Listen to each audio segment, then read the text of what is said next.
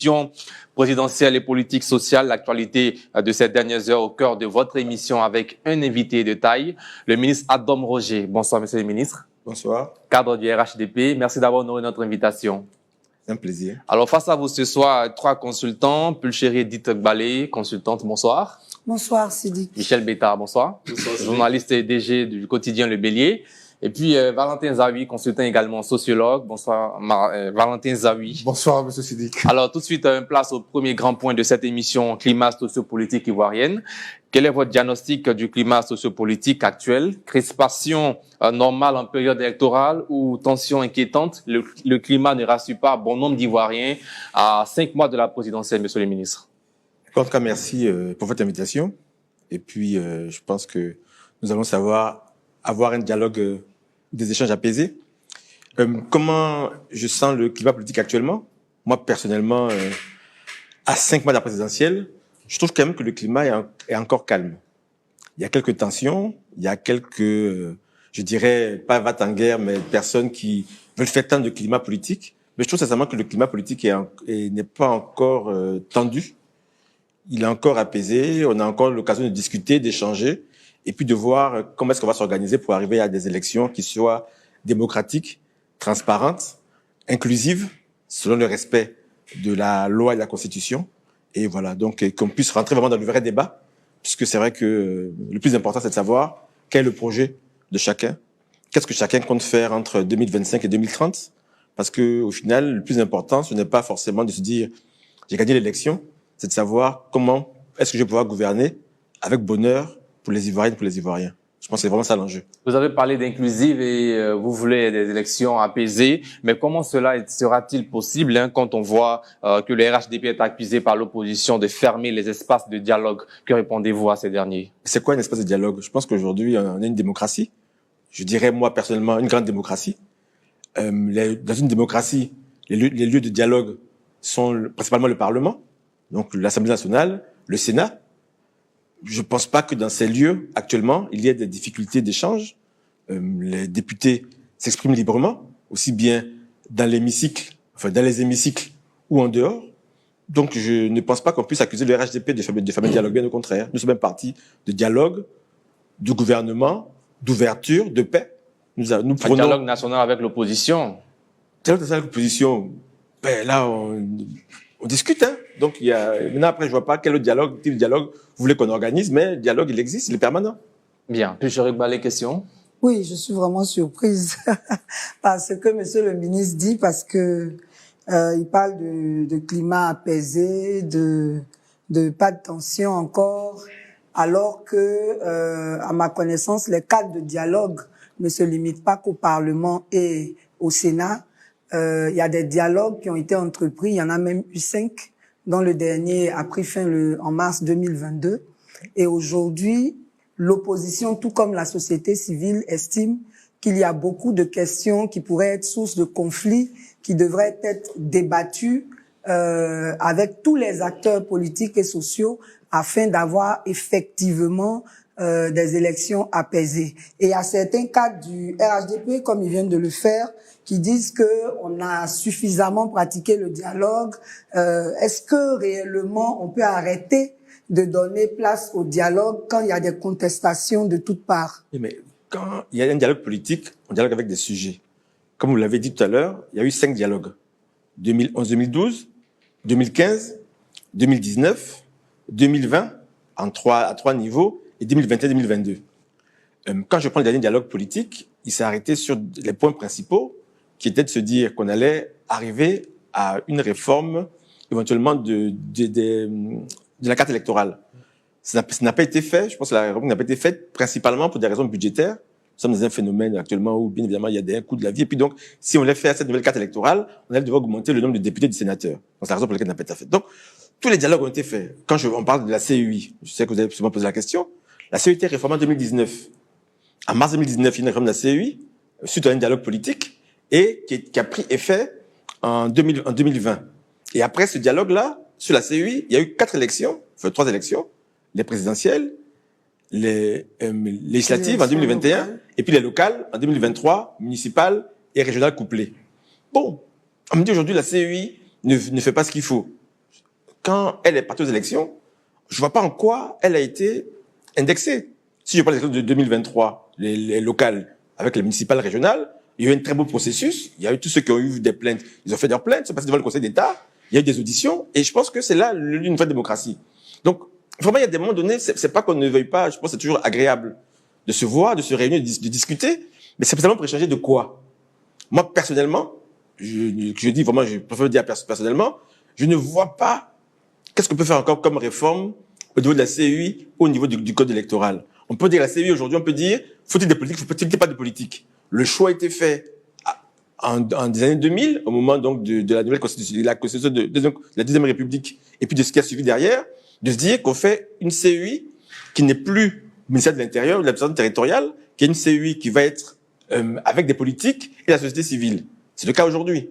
Il y a des politiques, partis au pouvoir, opposition. L'opposition qui s'est retirée, deux grands partis de l'opposition, le PDCI et le PPACI. Est-ce qu'il peut y avoir une élection crédible sans ces partis politiques? Mais quand, justement, la CEI, quand on va parler donc du calendrier électoral, je sais que les gens qui vont dire, je ne veux pas anticiper les débats sur la RLE, la zone de la liste électorale. Ça a été un consensus fait par les membres de la CEI, où les partis politiques étaient représentés. Ensuite, même si d'autres partis, en dehors du cas de la CEI, estiment que ça ne va pas, c'est notre sujet. Donc, je veux dire, c'est pas parce qu'on n'est pas d'accord qu'il faut tout remettre en cause. La CEI, moi, je trouve qu'elle travaille bien. Elle fait ce qu'il faut.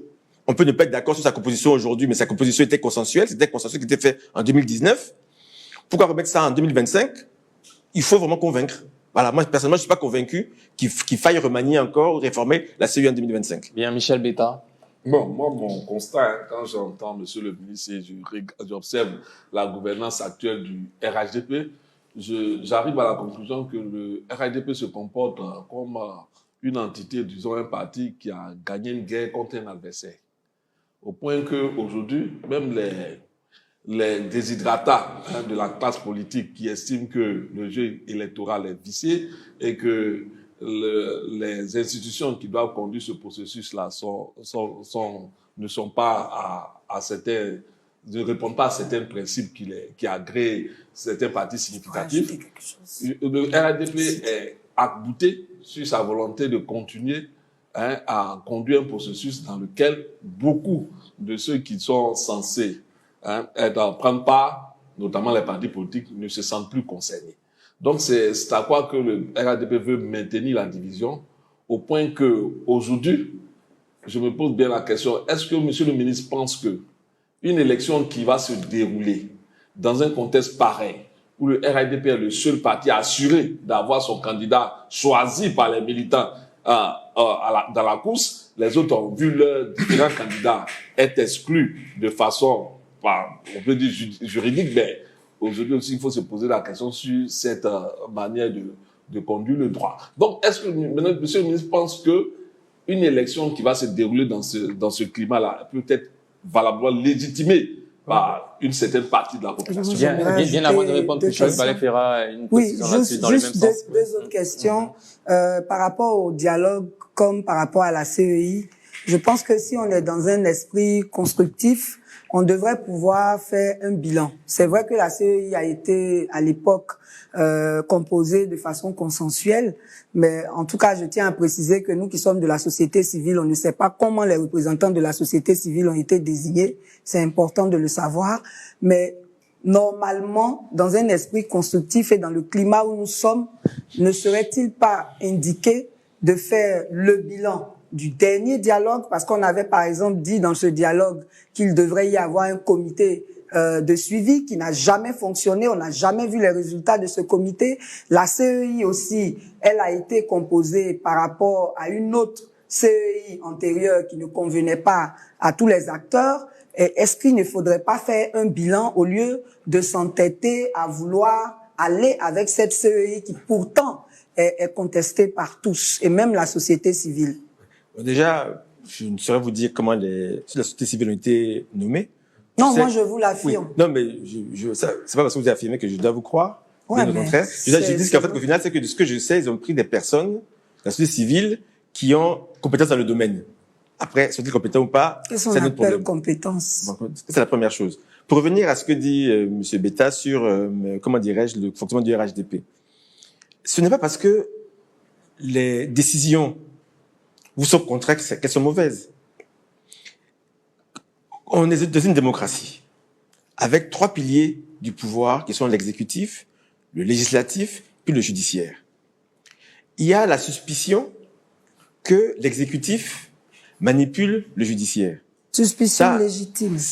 Elle peut être légitime, mais elle peut être fausse. Non. Donc moi, j'estime que votre suspicion est fausse. On a les Pourquoi?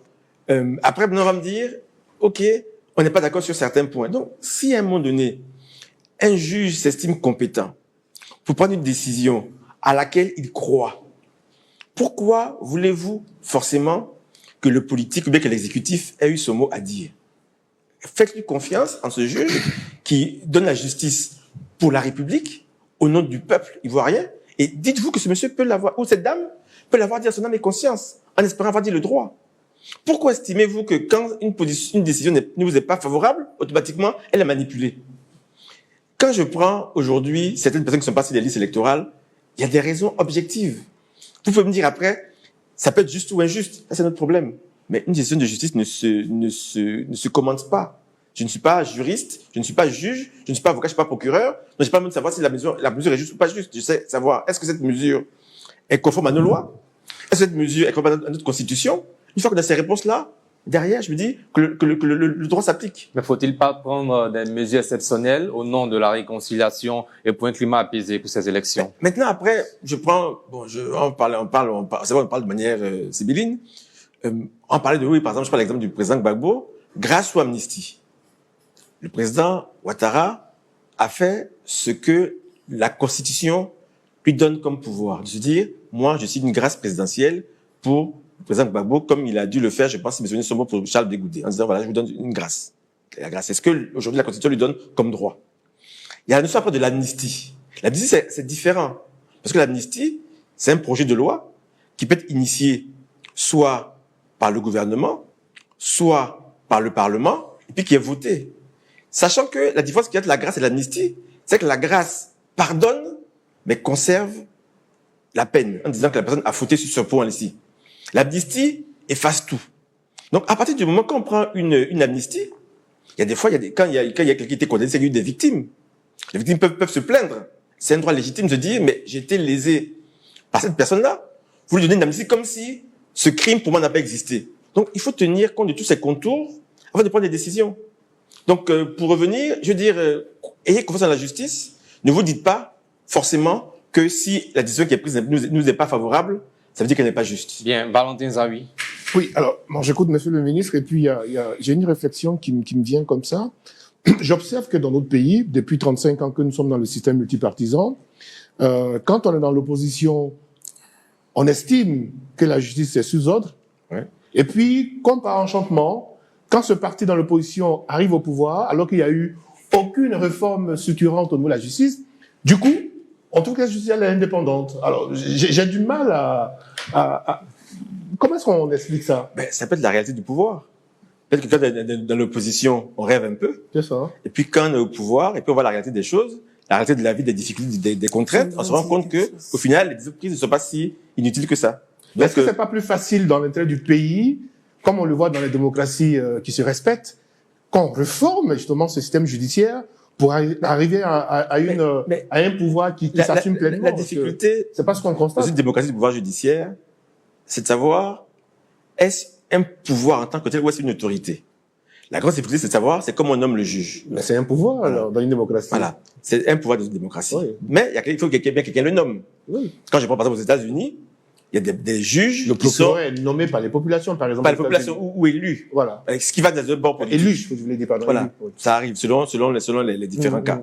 Mais à la Cour suprême, par exemple, il y a des nominations. C'est ça. Et puis, donc, et maintenant, il y a la suspicion de se dire, comme il est nommé par telle personne, donc il dépend. Pas forcément. Je pense qu'on peut être nommé et indépendant. Donc, ayez confiance. Donc, je dis juste que moi, personnellement, je suis pas en train de vous dire, voir opposition. Il y a eu des fois dans des pays où, même en Côte d'Ivoire, où le pouvoir a été contesté par la justice, ça peut arriver, où le pouvoir peut prendre des décisions, puis la justice peut remettre ça en cause. C'est la règle. Mais c'est surtout la réalité du pouvoir qui fait comprendre qu'au final, que les décisions ne sont pas prises au hasard. Bien. La dernière question sur ce point, plus cher Balé. Oui, merci. Je voudrais demander à Monsieur le ministre ce qu'on fait du respect des textes.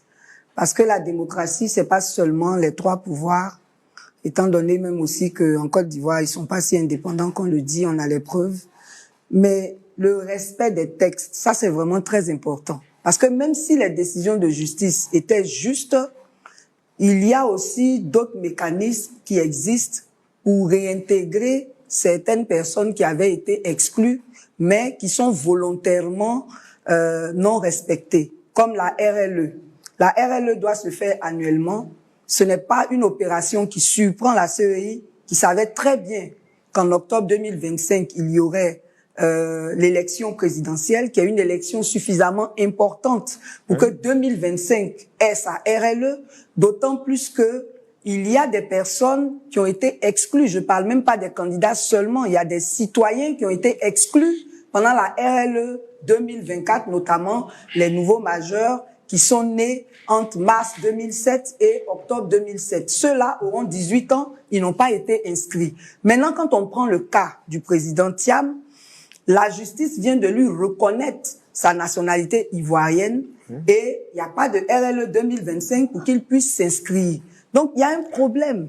Il y a un problème véritable qu'il faut reconnaître, qu'il faut adresser et qu'il faut courageusement résoudre. Mais comme on dit, il y a la loi et l'esprit de la loi.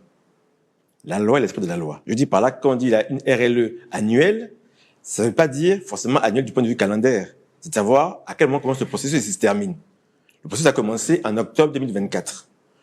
Le gouvernement avait souhaité que la RLE 2024 commence beaucoup plus tôt. La CEI, son fonctionnement en interne, je dirais avec les partis politiques, a dit non, pour certaines contraintes, on veut que ça démarre en octobre-novembre.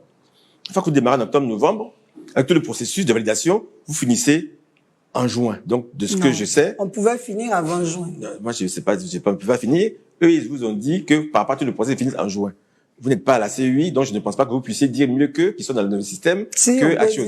Donc, ils ont fini. C'est une question d'analyse. C'est pas une question d'analyse, c'est une question de processus, une question de contrôle, et ainsi de suite. On a même fait merci, Pécheric Balé, merci. Pécheric Balé, merci bien.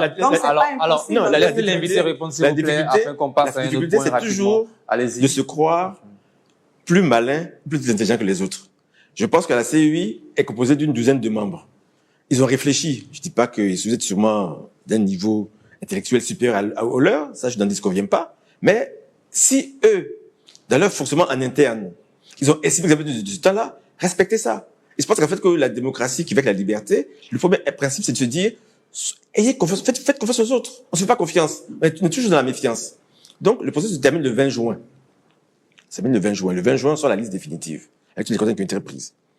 Le 20 juin, ensuite, on repart maintenant sur l'élection présidentielle, avec le parrainage et ainsi de suite. Donc, ce qui fait qu'il y a des contraintes. Si vous voulez que le 21 juin, on démarre automatiquement une autre RLE, on peut le faire. On sera constamment en train de faire du l'enrôlement d'électeurs.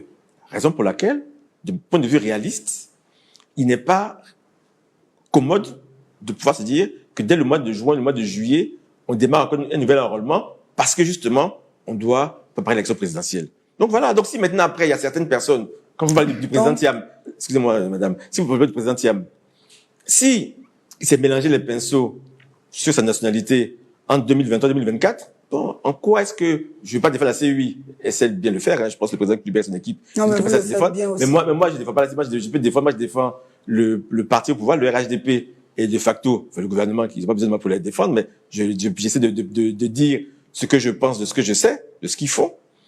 C'est que, au final,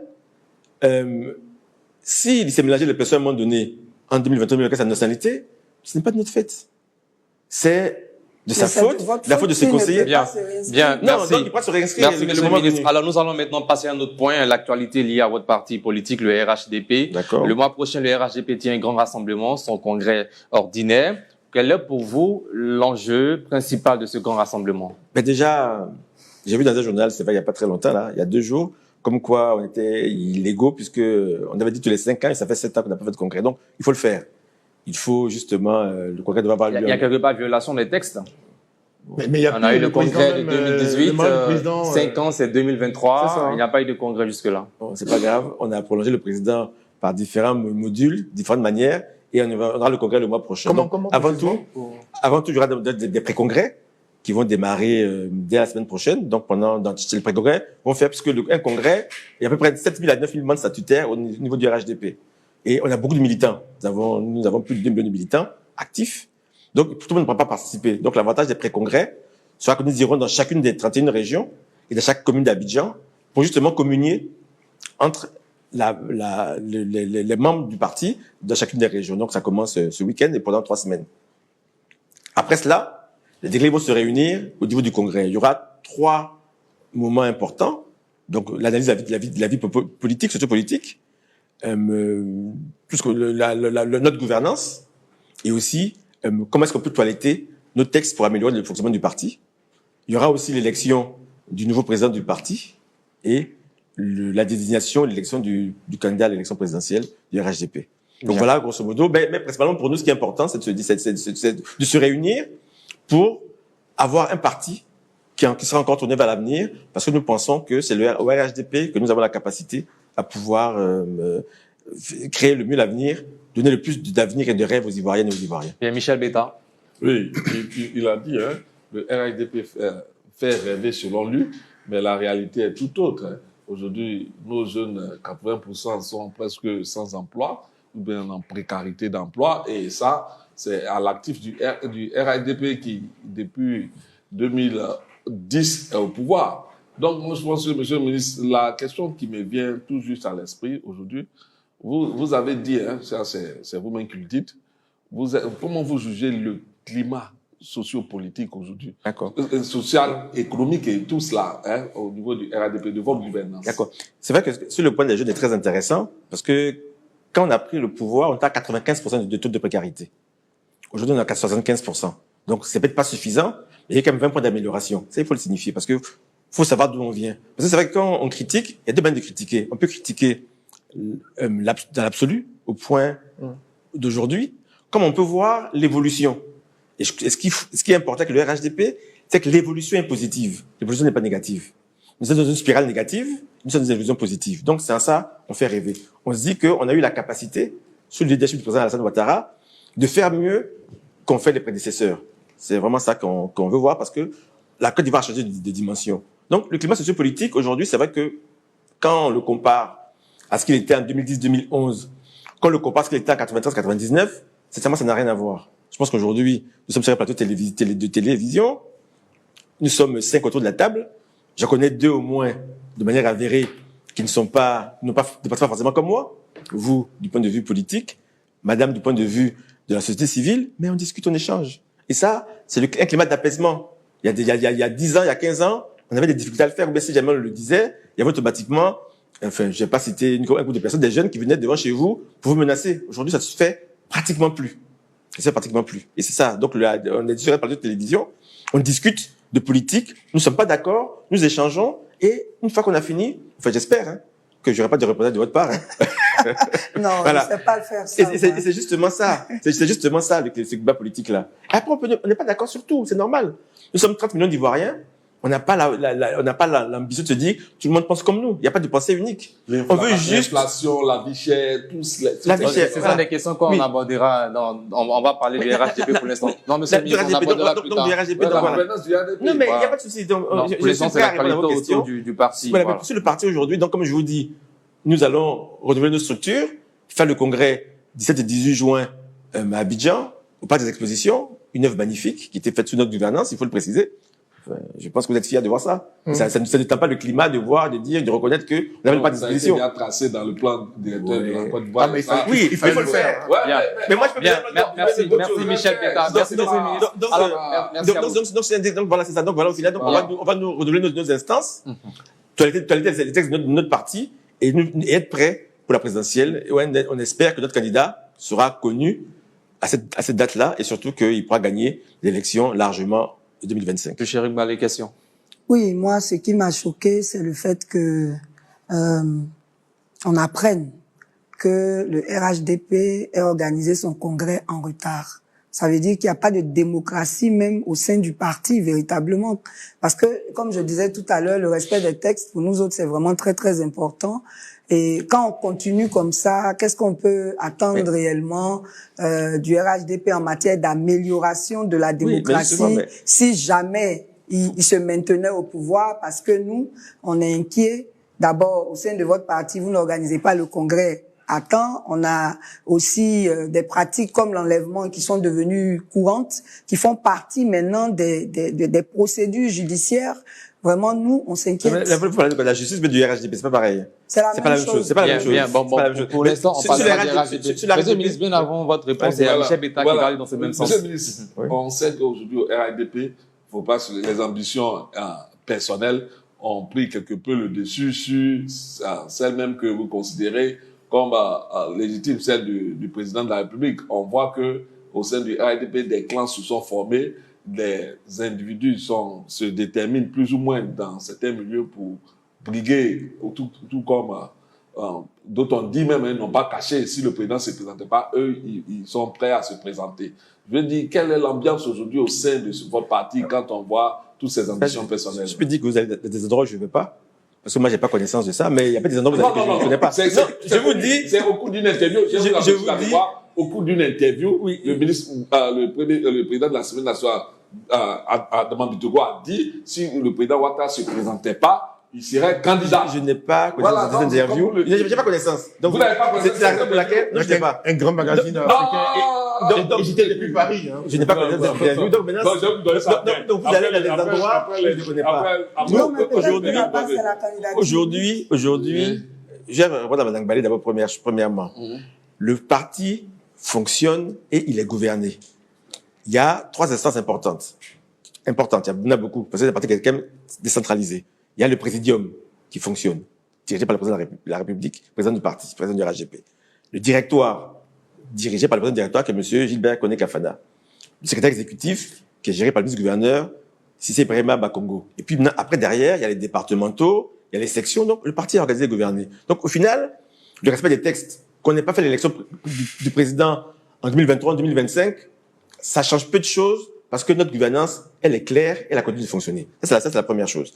En ce qui concerne, dire non, c'est facile. Mais notre pas que ce soit facile, les faits sont là. Mais il n'y a pas de fait. Le fait, c'est que le parti, aujourd'hui, personne, mais on n'organise pas les choses dans le temps. C'est pas grave, ça sera fait en juin. Maintenant, il y a le point sur les ambitions personnelles. Moi, à titre personnel, je dis vraiment, je n'en connais pas. La seule ambition que nous, on veut, qu'on souhaite, c'est que le président de la République soit de nouveaux candidats. Le président de l'Assemblée nationale, Adama Bitoko, était monsieur de talent, mais que je connais depuis de nombreuses années, bien avant que nous nous retrouvions au RHDP. Je n'ai pas connaissance qu'il soit candidat. Il n'a pas fait acte de candidature, donc je pense, ne cherchez pas à créer des problèmes. Ne cherchez pas à créer des problèmes où il n'y en a pas. Aujourd'hui, nous souhaitons que le président de la République, le président du RHDP, soit notre candidat, c'est notre souhait. Alors, selon certaines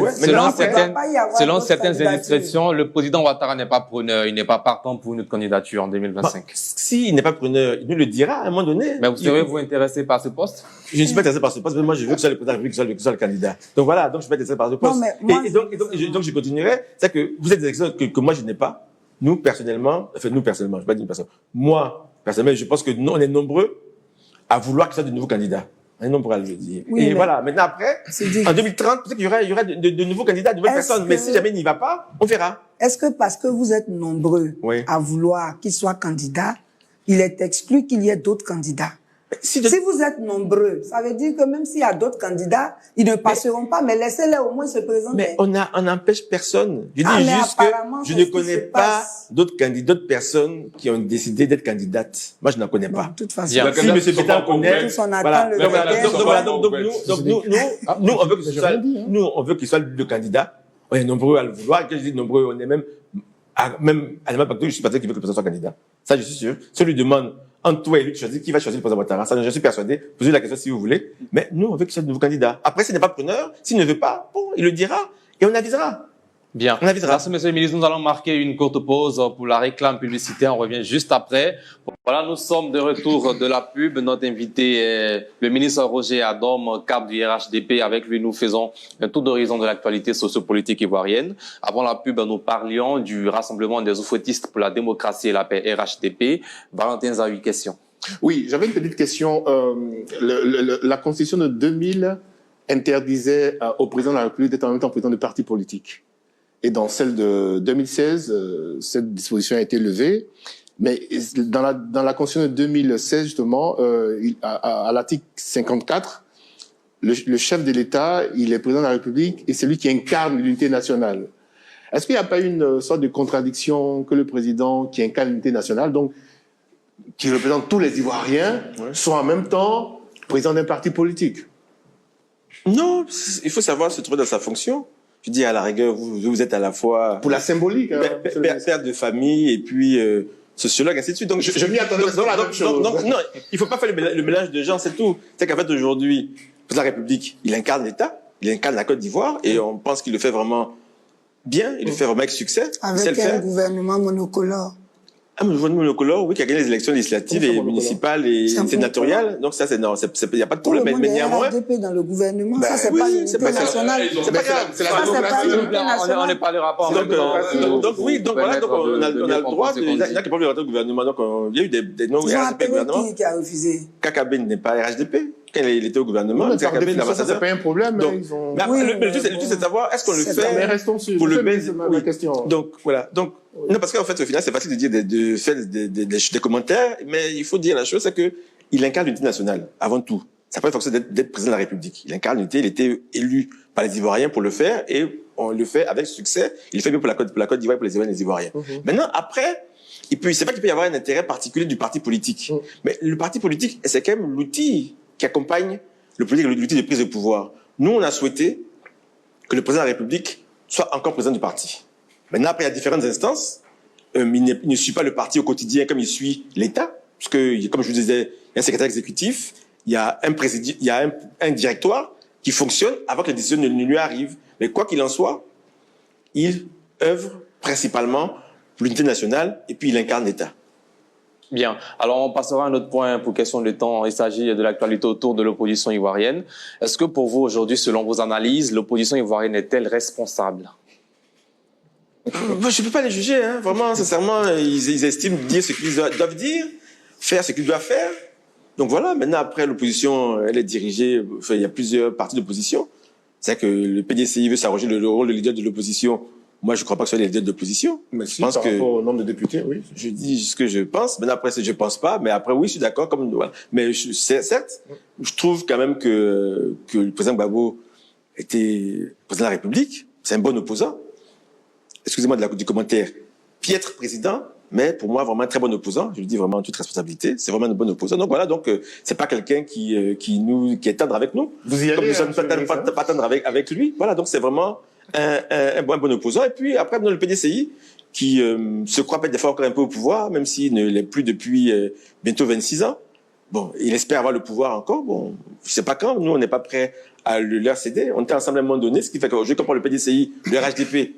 Il y a quand même des millions de PDCI dans le RHDP, donc le PDCI est un parti quand même qui est quand même encore qui est divisé, donc voilà, qui se maintenant réduit à une portion congrue, mais après ils disent ce qu'ils pensent, et je pense qu'ils œuvrent pour les Ivoiriens et les Ivoiriens, ils disent ce qu'ils croient maintenant. Le thème de responsabilité, ça je ne sais pas, mais est-ce qu'ils sont bons, c'est leurs militants qui devraient pouvoir dire s'ils sont bons ou pas. Monsieur le ministre, vous parlez quand même du PDCI qui vous a aidé à conquérir le pouvoir d'État.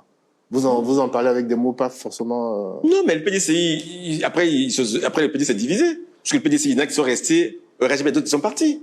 Non, ça c'est plus tard, mais je vous dis à la base... Non, à la base, 2010, à la base de RHDP, c'est le RDR, le PDCI, l'UDPC et d'autres partis. Voilà, MFA, et ainsi de suite. Donc, et puis à un moment donné, ils sont restés, d'autres sont partis. Le PDCI a dit, moi je pars. Et d'autres sont partis. Donc ils ont contribué. Le vice-président d'un camp, le premier ministre Patrick Hachi, le premier ministre Buré Mambé, ils viennent du PDCI, mais ils sont restés au RHDP. Donc je dis par là que eux c'est pas de débauchage. Donc il y a une scission au sein du parti. Une qui a décidé de suivre le président Bédier, de rester dans l'opposition, et l'autre qui a décidé de rester.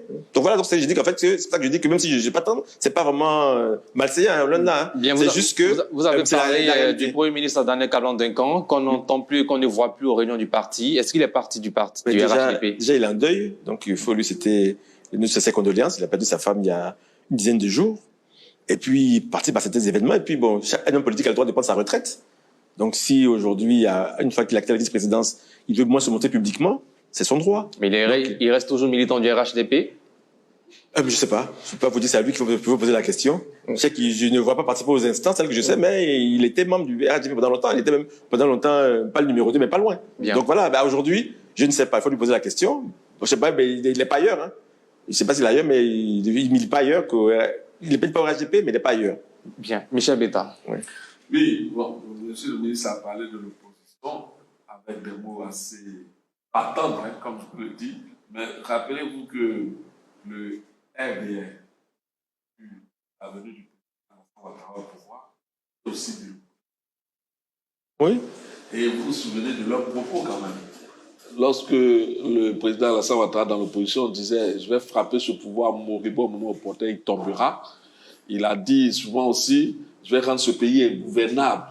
Peut-être que c'est cette opposition-là que vous aurez souhaité, cette opposition. Hein, Non, du tout. Non, non, parce que. En fait, du tout. Non, non, je viens. Non, du tout. Je finis. Non, je vous rassure.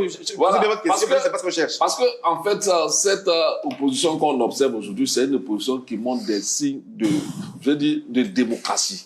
Et c'est ce que souvent, je suis choqué quand le parti au pouvoir parle de l'opposition, comme si ils auraient voulu une opposition qui les affronte, comme ils ont affronté le parti au pouvoir quand ils étaient dans l'opposition. Mais je comprends cela parce que, en fait, vous faites pas votre question, peut-être là vous faites fausse route. C'est pas ce qu'on pense. Non, mais en fait, c'est l'image que vous donnez. Je l'ai dit dans le temps de mon propos. J'ai dit, le RHDP donne l'impression qu'il veut le pays, hein, après avoir gagné une guerre contre un adversaire. C'est dommage, mais c'est ce qu'on observe. Ces prises de position sont souvent tranchées. Michel, quelle est votre question? On n'a que 13 minutes pour terminer. Ma question, elle est toute simple. Hein. Je pense que le RHDP a été un moment dans l'opposition.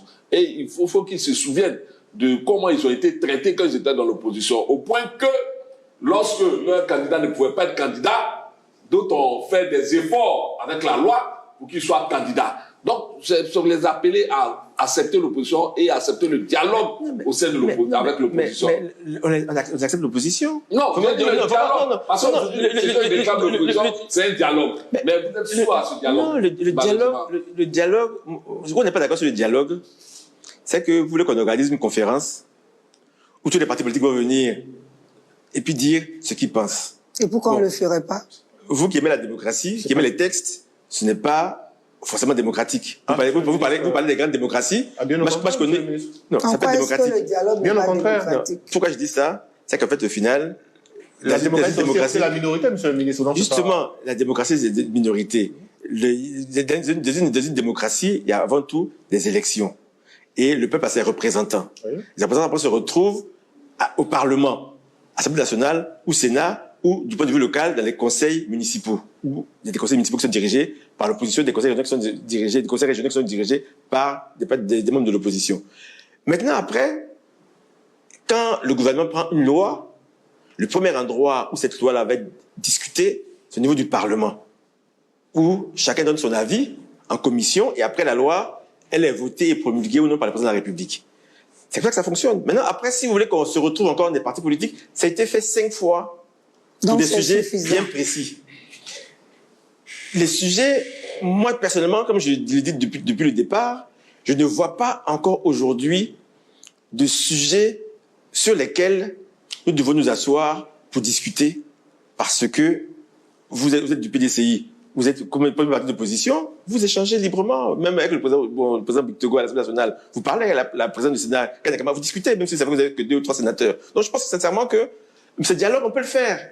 Mais c'est plus une perte de temps dans l'état actuel des choses qu'autre chose, parce que je pense que le pays doit avancer et il faut faire fonctionner la démocratie en le fonctionnant dans les vrais lieux du pouvoir qui sont le gouvernement et le Parlement et le contexte local. J'ai pas compris ce que vous avez dit.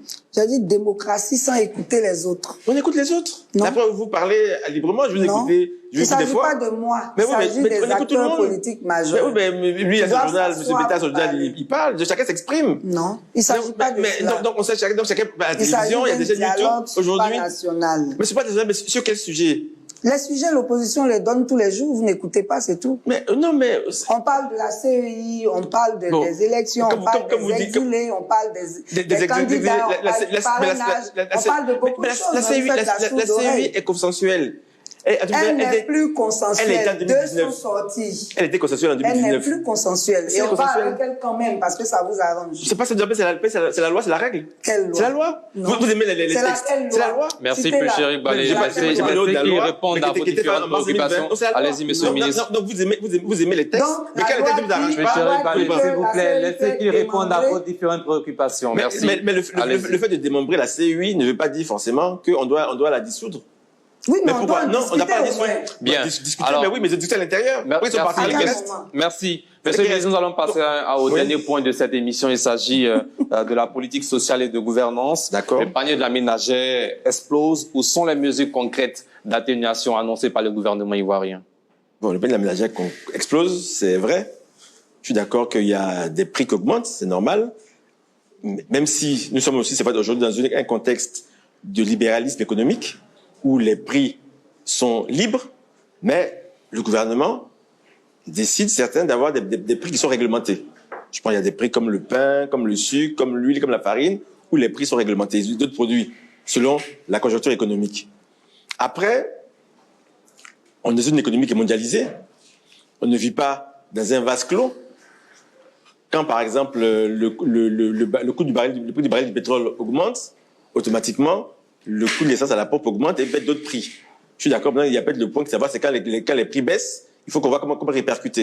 Et ça, justement, là, au niveau du gouvernement, je sais que, par exemple, le prix de l'essence à la pompe a diminué récemment, juste à la baisse du coût du pétrole. Donc l'inflation est malgré tout maîtrisée, mais ce qui est le plus important, c'est de savoir comment est-ce qu'on fait pour que chacun des acteurs joue effectivement le jeu économique, sachant que nous sommes dans un contexte de libéralisme économique. Voilà, c'est ça. Donc, comment est-ce qu'on fait pour réguler les prix? Comment est-ce qu'on fait pour que les prix soient justes? Comment est-ce qu'on s'assure que les commerçants n'augmentent pas leurs prix de manière indue? Comment est-ce qu'on fait qu'ils respectent les règles? C'est vraiment ça qui est la plus grosse difficulté. Mais, quoi qu'on dise, on a quand même une inflation qui est maîtrisée, le contrôle des prix. Voilà, donc cette inflation maîtrisée prouve qu'en fait, nous ne sommes pas dans un pays où la vie, elle est chère par la conjoncture économique, c'est vrai. Elle peut être chère aussi parce que les revenus de certaines personnes ont augmenté, mais il faut encore mettre plus d'attention sur le contrôle des prix et être sûr que le panier de la ménagère n'augmente pas de manière indue. Et Valentin Zawi? Oui, j'écoute Monsieur le ministre et je me pose des questions parce que quand on est ivoirien, quand on est dans ce pays, le RDR, votre parti dans l'opposition, à l'époque, estimait que le carburant qui monte, le pouvoir d'alors pouvait faire des miracles, pouvait vraiment juguler tout ça. Et aujourd'hui, on est quand même curieux de vous entendre dire des choses qui finalement montrent que vous ne pouvez rien contre ça, en fait. Mais la première chose, j'ai dit tout à l'heure qu'il y a la réalité du pouvoir. C'est la première chose. Ah d'accord, oui. La réalité du pouvoir. Ça, je l'ai dit. La réalité du pouvoir, c'est que mais à un moment donné, pas tout, monsieur le ministre. Non, c'est la réalité du pouvoir. Donc, et je peux dire que si on prend aujourd'hui comment les prix augmentés, il y a des mesures qui sont prises pour contrecarrer cela. Et on ne laisse pas les prix flamber. Il y a des mesures, il y a des prix qui sont réglementés, il y a des prix qui sont bloqués. Donc on fait tout, mais il y a aussi la libéralisme économique qui fait qu'on n'est pas une économie communiste socialiste où on réglemente tout. Donc, on réglemente certaines choses. Il y a une sorte d'impuissance qui ne dit pas son nom, à la vérité. Non, mais l'impuissance, je prends un exemple hyper simple. L'impuissance ne vient pas forcément du pouvoir, c'est tout le monde. Nous, on a un impact sur le prix de l'essence, je suis d'accord. Le pouvoir peut dire, voici le prix de l'essence par rapport aux contraintes internationales. Mais il y a d'autres coûts qui ne dépendent pas forcément. Si jamais deux personnes se mettent à commercer, c'est pas l'État qui va venir réglementer. On n'est pas une économie socialiste. Donc il y a le libéralisme économique qui fait que on laisse la liberté à certaines personnes de se dire, je fixe le prix que je souhaite fixer, et puis que l'autre, il est prêt à acheter à ce prix-là. Ça existe. Donc on ne peut pas remettre ce libéralisme économique-là en cause. Mais les prix importants sur les produits de première nécessité, comme la farine, comme l'huile, comme le pain, comme le sucre, comme l'essence, et tout ça, ou bien comme des fois le poisson, ou la viande, où certains prix sont bloqués immédiatement. Les populations n'ont pas le sentiment que même si c'est pour une nécessité, il y a des choses qui soient faites. Mais bon. C'est un sentiment, mais il y a le sentiment, il y a la réalité. C'est une réalité. Non, il y a le sentiment de savoir aujourd'hui, quand on prend le kilo de viande, les choses sont réglementées. Après, il y a la viande locale, la viande d'export, mais quoi qu'il en soit, on fait le maximum pour ne pas baisser le jeu économique en le réglementant au minimum, en laissant le libéralisme économique, mais aussi on fait en sorte que les populations les plus vulnérables qui souffrent le plus puissent avoir de quoi vivre de manière décente. Bien, Michel Betta. Oui, il a parlé des populations vulnérables. Le gouvernement a lancé les filets sociaux, comme on l'a dit. Mais à ce niveau-là même, on se demande même, les filets sociaux sont donnés comme des faveurs à certains militants du RHDP. Et ça, on regarde la cartographie, de la répartition. Vous avez la liste? On constate, oui, j'ai vu des répartitions de ces actions-là. On voit que c'est concentré dans des zones à forte domination du parti au pouvoir. Mais je veux que monsieur le ministre revienne aussi sur les questions de corruption. Parce qu'on a souvent indexé le régime RHDP de certains hauts responsables, mais on n'a jamais vu de poursuite, de condamnation, tout cela. Comment... Oui, mais d'accord. Ok, donc première chose, sur les filets sociaux, je suis d'accord. Il y a déjà, en Côte d'Ivoire, il y a des disparités. Oui. Il y a des régions plus riches que d'autres plus pauvres que d'autres. Donc, si à un moment donné, il y a des régions qui sont plus pauvres que d'autres, enfin, entre guillemets, sans mépris pour personne, il est normal qu'il y ait un effort social dans ces zones-là. On ne peut pas nous reprocher ça. Ça, c'est le premier point. Maintenant, après, moi, je pense qu'en fait, que vous nous faites un délit d'intention. Mais je vous connais parce que à chaque fois, vous êtes trop focalisé RHDP. Ne voyez pas, non, vous êtes trop, parce que pour vous, tout ce qu'on fait, c'est le RHDP. Quand on le fait, on est d'avant tout des Ivoiriennes et des Ivoiriens. Et moi, je suis persuadé que beaucoup de gens agissent sans forcément connaître la couleur politique de l'autre. En se disant, j'agis pour aider, parce que je veux aider. Mais vous, à chaque fois, vous avez pris les tabourets. Vous avez dit, si tu n'as pas RHDP, tu n'as pas droit à un tabouret. Donc, non, le tabouret, c'est un poste. C'est un patrimoine. Non, le tabouret, c'est un poste électif ou c'est un poste à responsabilité. Un filet social, c'est d'aider des personnes qui souffrent, qui sont en zone de précarité. Et là-dessus, on aide ceux qui souffrent sans avoir leur couleur politique. Bien. Monsieur le ministre, on revient à la seconde question de Michel Betta, la question de corruption. Corruption, il y a une chose est d'annoncer. 1400 milliards. Et une chose est la réalité. Moi, personnellement, je connais des responsables qui ont été arrêtés et mis en prison. Après, on peut ne pas forcément faire des campagnes dans la presse pour le dire, parce qu'il y a aussi le respect de la personne. Ça peut arriver. Moi, personnellement, je connais des personnes qui ont été arrêtées, qui ont été sanctionnées. Ça existe. Donc maintenant, après, les 1400 milliards qui ont été vus par la bonne gouvernance, c'est déjà la chose qui est déjà bien, c'est déjà qu'on puisse tracer ce chiffre-là. Parce que souvent, il y a eu des gouvernements où on ne savait pas quel était le montant de la corruption. Aujourd'hui, on peut dire, voici le montant. Et l'objectif qu'on doit prendre au fur et à mesure, c'est ce montant-là, d'année en année, de le baisser pour qu'il arrive à zéro. Bien. Merci, monsieur le ministre. Dernière question, puis Chéri Balé. Oui, je voudrais savoir si la réalité du pouvoir donne droit à la démagogie. Parce que tout à l'heure, monsieur Zawi disait que quand vous n'étiez pas encore au pouvoir, vous avez dit ci, vous avez dit ça, on n'a pas vu cela dans votre gouvernance. Vous avez parlé de réalité du pouvoir. Oui. Mais est-ce que la réalité du pouvoir ne devrait-elle pas permettre de, maintenant qu'on est au pouvoir, promettre aux populations ce qu'on peut vraiment faire? On a parlé de pouvoir solidaire. Est-ce qu'on ne devrait pas regarder la réalité de pouvoir avant de dire aux jeunes, bon, on va vous donner tel nombre d'emplois, et puis on réalise pas. Est-ce qu'on peut être plus concis? Il nous reste 1 minute 30 pour terminer. Ah, d'accord. Bon, je voudrais juste demander si la réalité du pouvoir ne devait pas être plutôt un atout pour faire des promesses aux populations qu'on peut tenir. Vous avez raison. Vous avez raison. Je vous interromps parce que pour voir comme on n'a plus qu'une minute, excusez-moi de vous interrompre. La réalité du pouvoir, vous êtes tourné vers le passé.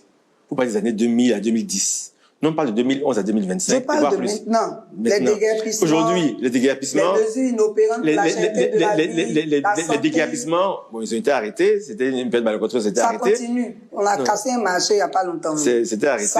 Non, c'est arrêté, c'est fait de manière différente parce que c'est fait de manière plus arrêtée, de manière beaucoup plus organisée. Mais ne voyez pas, pensez au taux de pauvreté qui était à 55%, qui est passé aujourd'hui à 35%. Nos réalités ne reflètent pas les taux. C'est pas ça. Ne voyez pas en termes de valeur absolue, ça n'a pas beaucoup changé. Hein. C'est toujours 12 millions d'Ivoiriens qui sont pauvres. Oui, mais avec une population qui a augmenté. De 24 millions, de 24 millions à 30 millions. Donc il y a 6 millions en plus. Donc voilà, arrêtez de voir le côté négatif des choses, vous voyez le côté positif des Nous, choses. on regarde nos réalités. Non, vos réalités. On regarde pas autre chose. Si, on nous réalité. dit le riz Moi, a je veux pas. augmenté, on va au marché, le riz a diminué, on va au marché, ça n'a pas Mais ça, c'est la démocratie. C'est de ça C'est la qu'on même façon. parle. Oui, On nous dit la santé est Bien, gratuite, merci, on s'en va merci, à l'hôpital, Chéric Balé. on paye. Non, mais. Non, c'est pas autre chose. Oui, c'est c'est nos autre chose. réalités. Mais c'est surtout les réalités, mais c'est surtout aussi. On nous dit qu'on va nous donner une économie. Merci, on vous a bien compris. C'est aussi, Terminé, monsieur le c'est aussi ministre. une économie qui a augmenté, qui est passée de 24 milliards de PIB. Ça, c'est les chiffres macroéconomiques. Mais ce sont des chiffres réels. Ce sont des chiffres réels. Ce sont des chiffres réels. Non. Mais c'est réel. Mais vous pensez que cet argent, c'est pas de la fumée. Mais le peuple le vit. Vous, c'est le peuple que vous voyez, vous allez voir un peuple qui est mécontent parce que vous êtes mécontente. Moi, nous, on va voir des gens qui sont heureux, qui voient les évolutions. Je suis sur le terrain aussi. Oui. Ne vous donnez pas le monopole du terrain. Sur le terrain aussi. Donc, on voit des gens qui évoluent, des gens qui ont des emplois, des gens qui travaillent, des gens qui accèdent à la propriété. Nous, on voit Arrêtez de Chéric Balé, merci. C'est en même temps votre merci, Chéric Balé, s'il vous plaît. C'est en même temps votre monsieur le ministre. Arrêtez de, oui, mais donc vous soyez négatif. Moi, je vous conseillerais vraiment, Madame Balé, soyez positive. Soyez tourné vers l'avenir, soyez tourné vers le futur. Vous êtes tourné vers le passé, et puis toujours dans le négatif. On est dans le présent. Non, mais dans le présent, je vous dis que les gens évoluent. Merci, Chéric Balé. Monsieur le ministre, merci. Nous allons marquer une autre pause pour faire ce qu'on appelle le carton rouge tout à l'heure.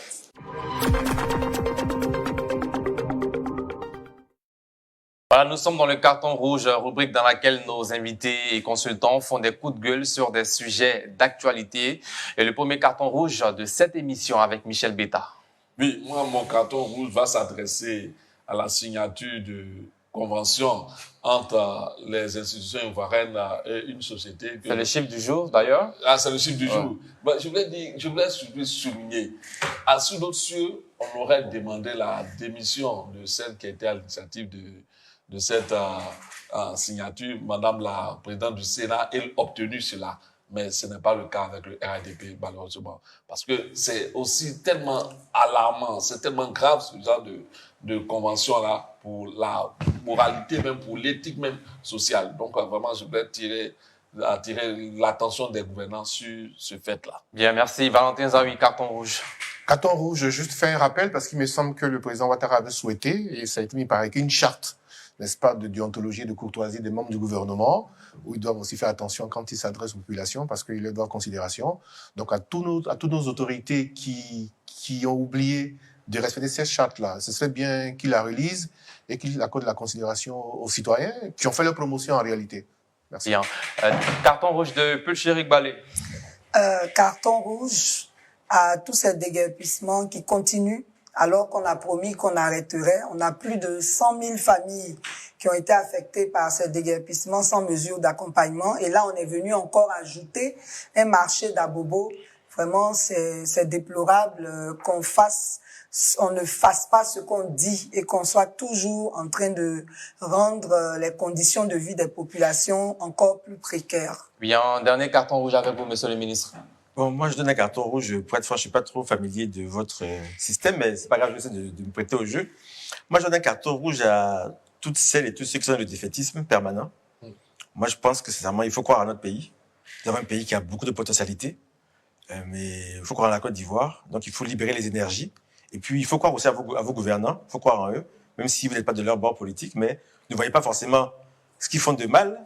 Pensez surtout à ce qu'ils font de bien, ce qu'ils feront de bien encore pour plus tard. Bien.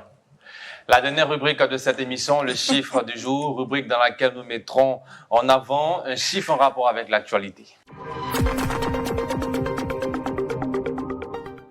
Le chiffre du jour, c'est 5. L'annonce du renouvellement d'un partenariat entre 5 grandes institutions étatiques et une compagnie aérienne française suscite de vives polémiques en Côte d'Ivoire. L'accord prévoit des réductions sur les billets d'avion de la compagnie, aussi bien pour les missions officielles que pour les voyages privés. Il offre également un accès à des soins à tarifs préférentiels à l'hôpital américain de Paris. Michel Betta, commentaire dessus. Bon, comme vous l'avez dit vous-même, ça a suscité une indignation au sein des populations. Et apprécié aussi par certains. Non, vous savez, ceux qui vont apprécier, c'est ceux qui se sentent obligés de défendre même l'indéfendable. Parce que la réalité est tout autre. Ceux qui profitent de ces partenariats. Le PDCI, a dit ne pas être concerné par ce qui a été signé par part la ministre, parce qu'ils disent ne même pas avoir... Ils disent ne même pas avoir, la présidente du Sénat, ils ont dit ne même pas avoir les contours de cette signature, donc produit une déclaration. Pour vous dire que même le PPACI a fait une déclaration aussi pour condamner ça, ainsi que le COJER. C'est pour dire que les partis ont été, pris à défaut de ce contrat. Il faut bien interroger ce contrat pour voir ce qui en est exactement et ce que la présidente du Sénat a poursuivi exactement. Moi, je dis, sur ce dossier, on aurait demandé à obtenir sa démission pour ce fait-là, parce que c'est trop grave. Bien, Péchéric Balé. Oui, c'est surprenant que chaque semaine, on nous serve quelque chose qui témoigne d'un certain mépris envers le peuple. Parce que les privilèges, ce sont des choses qui existent, mais comment on les obtient, qu'est-ce qu'il en retourne, c'est vraiment important. Ce contrat qui a été signé là nous emmène quand même à nous poser certaines questions.